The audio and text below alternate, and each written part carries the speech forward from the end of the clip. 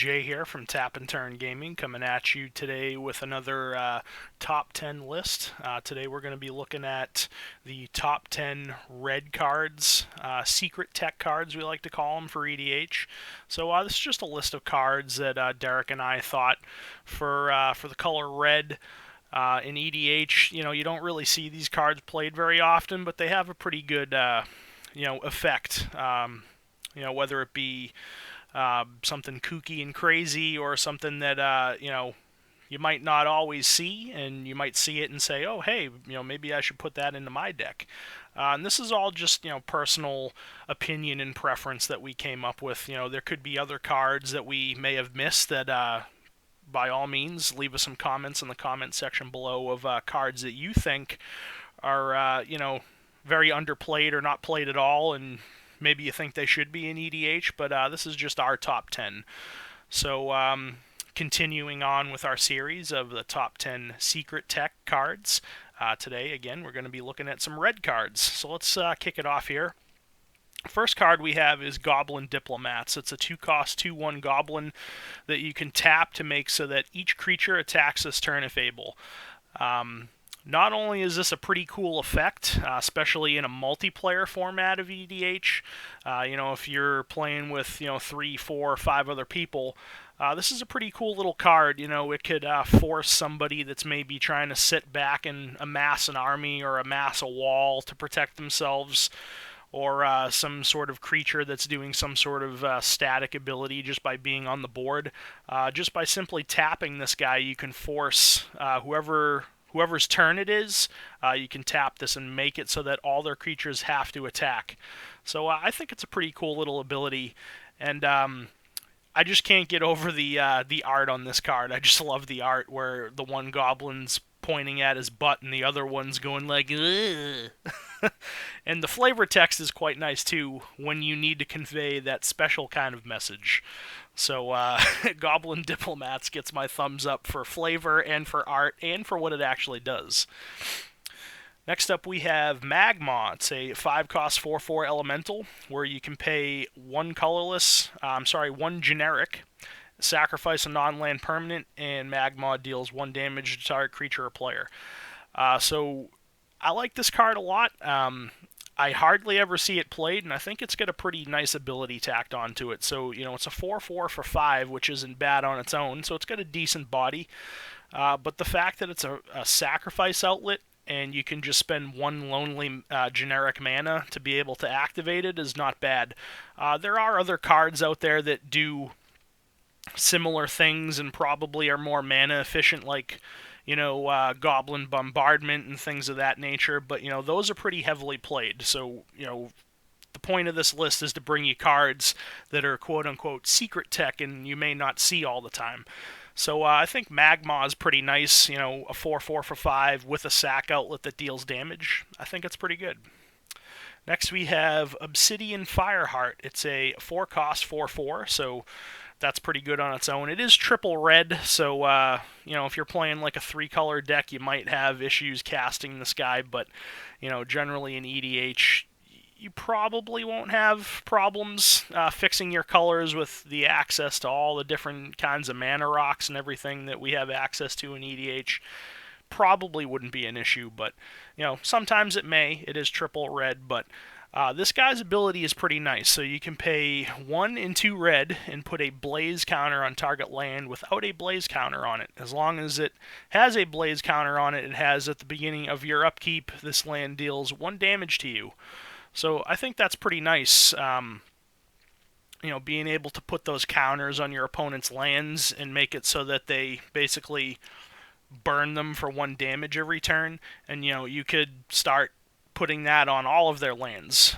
For 3 mana, it's not terrible, but I don't see this guy played very often. I think it's a pretty nice ability. You start putting this on their their utility lands and things of that nature that they probably want to keep around because it has some sort of nice effect.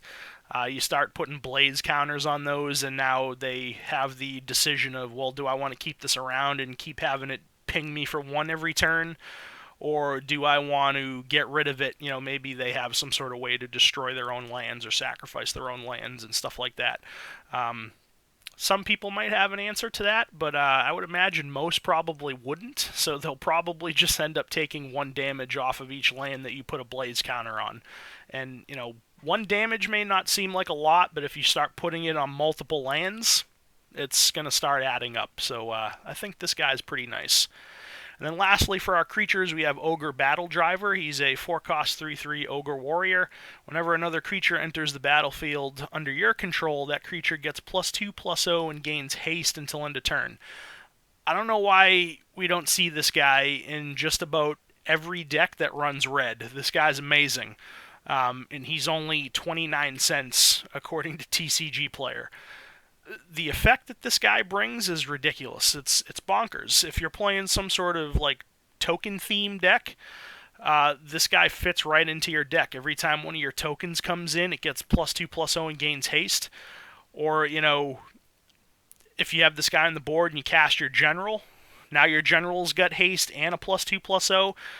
Just off of any creature that comes into play under your control, it gets that, damage buff and haste. It's phenomenal, and I should probably put this in more of my decks. I mean, I have this guy in one of my decks, my Tribal Warrior deck, led by Lovisa Cold Eyes, but I have other red decks that I don't play this guy in, and I probably am going to pick up copies and put them in some of my other red decks. This guy's just really, really good. So that does it for the creatures. Next up, we'll look at some enchantments. We have 3. We have Breath of Fury. It's a 4-cost red enchantment aura. Enchant creature you control. And whenever enchanted creature deals combat damage to a player, sacrifice it and attach Breath of Fury to a creature you control. If you do, untap all creatures you control, and after this phase, there is an additional combat phase. So this is kind of a kooky, crazy little card, but I think it has a really, really nice effect. Granted that it's probably situational. You obviously have to have multiple creatures on the board to really get a nice, huge effect out of this. But if you're playing some sort of like token swarm deck, or maybe you just amassed a huge army on the board and you cast this, let's say maybe you're playing, black as well, and you just plague winded, and everybody else's creatures are gone, and you have this on a creature of yours. Well, now your opponent's board is empty. You swing in. Obviously, you're going to hit because they don't have any dudes on the board. So you're going to hit. Whatever has this on it is going to deal damage. Then it's going to get sacrificed. Then you're going to immediately attach this to another creature you control. It's going to untap all your creatures. And then you do it again and again and again. It's just, if you're able to swing in freely with this card and consistently hit the player that you're going at, maybe you're swinging at multiple people, you could potentially end a game with this card. Maybe if you didn't have all those additional combat phases, you can swing in and get close to lethal. Well, this card, if you're able to just swing in with no regard and know you're going to hit, and you have lots of creatures on the board, you're probably going to end the game, or at least knock somebody out of the game. So this card's pretty sweet. I like it. Next up, we have Curse of Stalked Prey, a 2-cost red aura curse. Enchant player. Whenever a creature deals combat damage to enchanted player, put a +1/+1 counter on that creature. So, very nice little enchantment in a small package. It only costs 2 mana to play it. You put it on a player, and it's kind of a political card too. Especially in multiplayer, it kind of puts a target on the person that you put this on. So, you can kind of maybe join forces with some other people at the table and gang up on somebody. Oh, well, obviously if you attack into this guy, your creatures are going to get bigger. Granted, you'll have to find a way to deal with their bigger creatures later on in the game, but I think it's a nice little card that can, make for some nice interactions. Plus red is all about, aggression and chaos, and I feel like this card would definitely bring some chaos to the game, especially in multiplayer.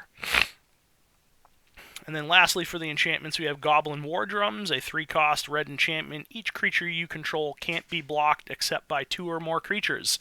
So essentially, it gives all your creatures menace, which is legit. I don't see this card played very often.